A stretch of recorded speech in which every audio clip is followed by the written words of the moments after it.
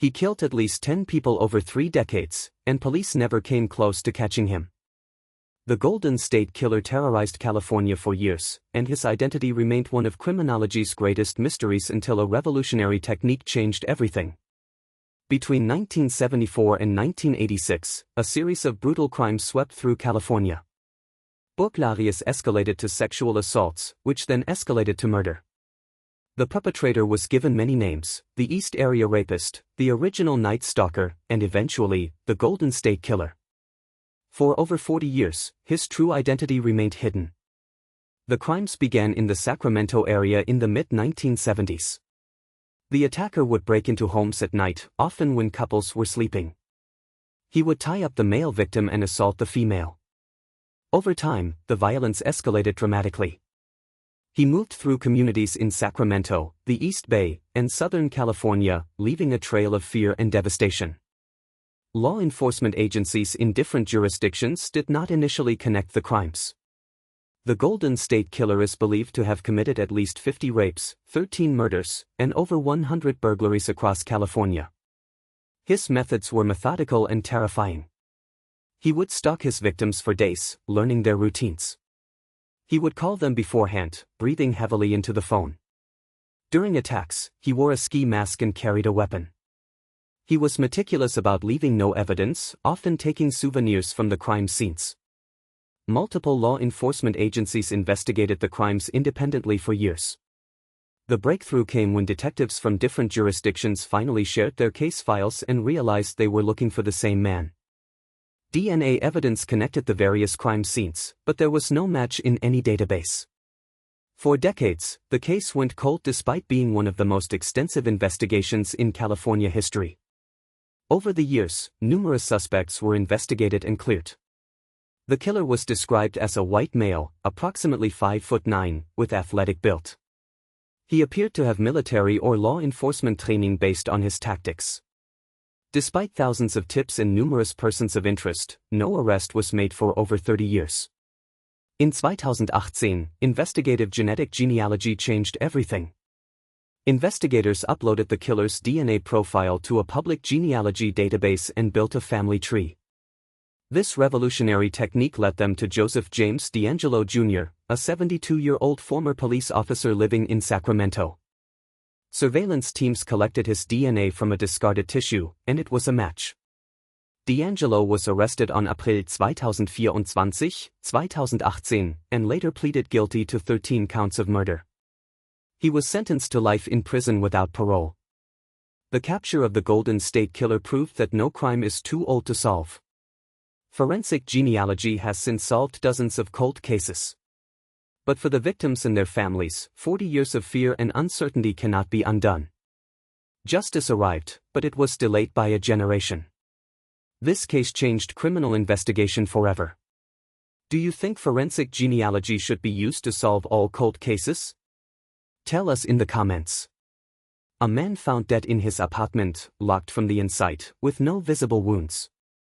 The autopsy revealed poison that does not exist in nature. How did it get there? This case has baffled forensic experts for decades. The death of Gregory Minton in 1983 remains one of the most perplexing cases in forensic history. A retired chemist living alone in a quiet suburban neighborhood in Virginia, Minton was found dead in his armchair by a neighbor who had not seen him for 3 days. The doors were locked from inside. The windows were sealed. There was no sign of forced entry, no signs of struggle, and no obvious cause of death. Gregory Minton was a 63-year-old retired pharmaceutical chemist who had worked for a major drug company for 35 years. Colleagues described him as quiet, meticulous, and somewhat reclusive. He had no known enemies and few close friends. His wife had passed away 5 years earlier, and his 2 adult children lived in different states. He spent most of his time reading, gardening, and occasionally consulting for local businesses on chemical safety. When police entered the apartment on October 15, 1983, they found Minton sitting in his favorite armchair, as if he had simply fallen asleep. A book was open on his lap. A cup of tea sat on the side table, half finished. There were no signs of disturbance anywhere in the apartment. The door was locked with the chain engaged from inside. The medical examiner initially listed the cause of death as natural causes, likely heart failure. Routine toxicology screening detected an anomaly. A second, more detailed analysis revealed a synthetic compound in Minton's blood that had no known natural source. The compound was a rare experimental pharmaceutical agent that had been discontinued years earlier. It was never approved for human use and was supposed to have been destroyed. The investigation immediately shifted from natural death to homicide. Investigators focused on Minton's former employer. The compound had been developed at the same pharmaceutical company where he worked. Only a handful of scientists had ever had access to it. Minton himself was one of them.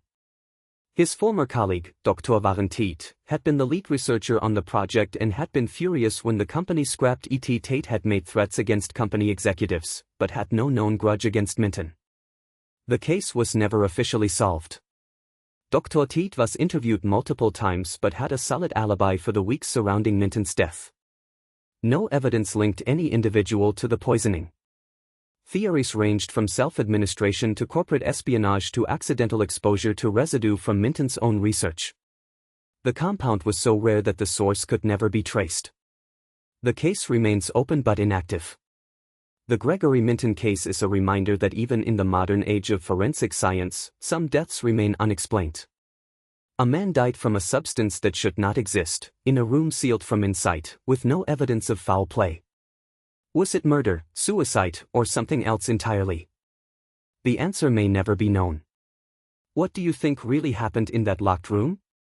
Share your theory in the comments. 13 priceless artworks stolen in a single night.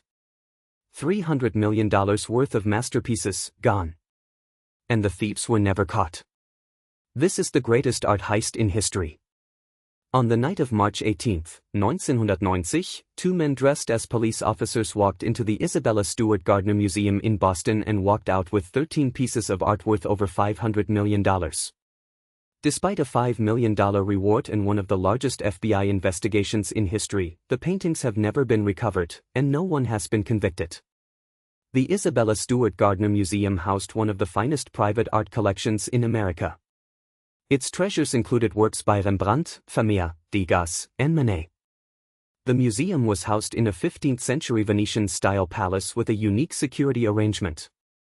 Isabella Stewart's will required that nothing in the collection could be moved, sold, or replaced, making the loss of even a single piece irreplaceable. At approximately 1:20 Uhr nachts on March 18, two men wearing Boston police uniforms rang the buzzer at the museum site entrance. They told the security guard on duty that they were responding to a disturbance call. The guard, against museum protocol, let them in. The fake officers immediately handcuffed both security guards, wrapped them in duct tape, and locked them in the basement. Over the next 81 minutes, the thieves systematically removed 13 artworks from their frames. They took 3 Rembrandts, a Vermeer, 5 Degas sketches, a Manet, a Govard Flink, and an ancient Chinese bronze beaker. The total value was estimated at over $500 million, making it the largest property theft in history. The FBI launched a massive investigation. Agents followed thousands of leads and interviewed hundreds of suspects. Security footage showed the two men entering, but the quality was poor. The thieves appeared to know the museum's layout and security weaknesses. They spent exactly 81 minutes inside, suggesting detailed planning. A reward of $5 million was offered for information leading to the recovery of the article. Over the years, several people claimed to know the painting's whereabouts, but every lead turned out to be a dead end. The prime suspects were members of Boston's criminal underworld. In 2013, the FBI announced that they believed the thieves were connected to a criminal organization based in New England and the Mid-Atlantic states. A notorious art thief named Miles Connor, who was in prison at the time of the heist, claimed he had knowledge of the crime and that the paintings were offered to him for sale. Another suspect, Robert Gentile, an alleged member of the Philadelphia mob, was investigated extensively but denied any involvement. He was never charged. The case remains unsolved. The empty frames still hang on the museum walls, a deliberate choice by the museum to honor the will of Isabella Stewart Gardner and to symbolize hope for their return. In 2017, the museum doubled the reward to $10 million for information leading to the recovery of the article. Periodically, rumors surface that the paintings have been spotted in various locations around the world, but none have been confirmed. The Gardner Museum heist is a crime that captured the world's imagination. Masterpieces by the greatest artists in history, stolen and vanished into the shadows of the criminal underworld. Whether the paintings are hidden in a basement, destroyed, or hanging in a secret private collection, the truth remains one of art's greatest mysteries. The empty frames on the museum walls serve as a haunting reminder of what was lost and what might never be found. Do you think the paintings will ever be recovered? Share your thoughts in the comments below. In 1996, a woman walked out of her home in broad daylight and was never seen again. No body, no evidence, no answers. Even after decades, her family still waits for the truth. The case of Kristen Maude is one of the most baffling disappearances in American history. An 18-year-old college student, bright and ambitious, she had just moved to San Francisco to start a summer art program at UC Berkeley. Within weeks, she vanished without a trace. Kristen was born on June 1, 1978, in Lansing, Michigan. She was an honors student with a passion for photography and article. In June 1997, she convinced her parents to let her attend a summer program at UC Berkeley. She found a job at a coffee shop near the campus and seemed to be thriving in her new environment. Friends described her as happy, outgoing, and excited about her future. On June 23, 1997, Kristen left her job at the coffee shop around 3 Uhr nachmittags. She told a coworker she was going to explore the city. She was last seen near the Crocker Galleria, a popular shopping center in downtown San Francisco. Security cameras never captured her leaving. No one reported seeing her after that afternoon. Her belongings were never found. There was no sign of forced entry at her apartment, no signs of a struggle anywhere. She simply ceased to exist. The FBI joined the investigation within days. They interviewed hundreds of witnesses and followed thousands of leads. A psychic even claimed Kristen was being held in a compound near Yosemite, which led to a massive search that turned up nothing. Her parents hired private investigators and offered a $50,000 reward. A tip line received over 1,000 calls, but none led to Kristen. The investigation uncovered suspicious individuals near the coffee shop, but no charges were ever filed. The trail went completely cold. Several persons of interest emerged over the years. A group of men were reportedly seen following young women near the coffee shop around the time Kristen disappeared. One man, identified through witness descriptions, had a history of violence against women but was never formally charged. Another theory suggested Kristen may have been targeted by a trafficking ring operating in the San Francisco area. None of these theories were ever confirmed. As of today, Kristen Maude remains missing. Her case is one of the oldest active missing persons cases in California. The FBI maintains her file as an open investigation. Her parents have never stopped searching, maintaining a website and appearing in documentaries to keep her story alive.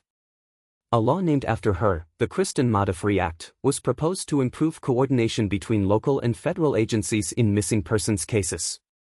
The disappearance of Kristen Maude reminds us that sometimes the most frightening mysteries are the ones with no ending. A young woman with her whole life ahead of her walked into a crowded city and simply vanished. If you have any information about this case, please contact the FBI. Someone out there knows what happened to Kristen Maude. The question is whether that truth will ever come to light. What do you think happened to Kristen? Let us know in the comments below. For 40 years, the killer walked free. The evidence sat in a storage room gathering dust. Then a new detective with fresh eyes reopened the case, and what he found would change everything. In 1979, the body of 22-year-old Susan Morris was discovered in a wooded area outside Portland, Oregon. She had been strangled. Despite an intensive investigation, no suspect was ever identified. The case went cold within 2 years. It would remain frozen for 4 decades until a chance discovery brought it back to life. Susan Morris was a nursing student at Portland Community College. She worked part-time at a local diner to pay for her tuition. Friends described her as kind, responsible, and cautious. She was last seen leaving the diner on the evening of November 2012, 1979, after her shift ended at 10 p.m. Her car was found in the parking lot the next morning. She was reported missing by her roommate when she did not come home. Hikers found Susan's body on November 2018, 1979, in Forest Park, 6 miles from the diner.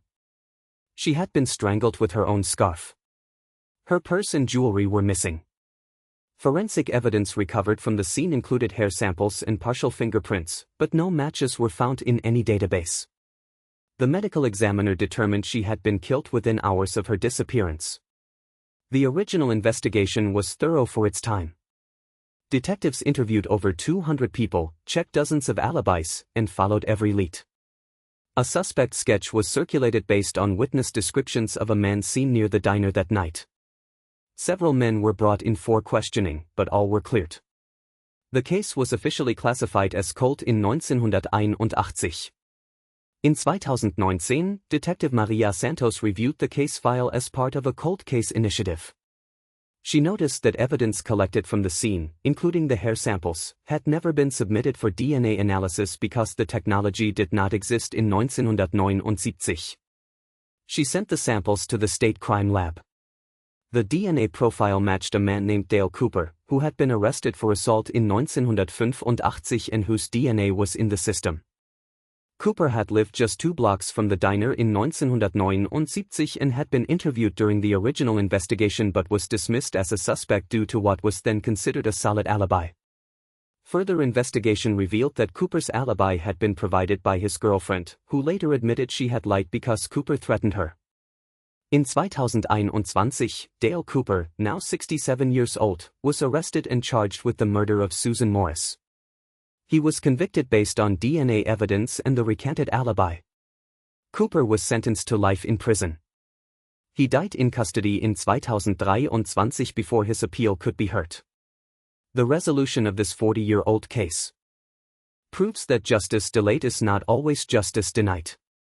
Advances in DNA technology and the dedication of investigators who refuse to give up can bring closure to families who have waited decades.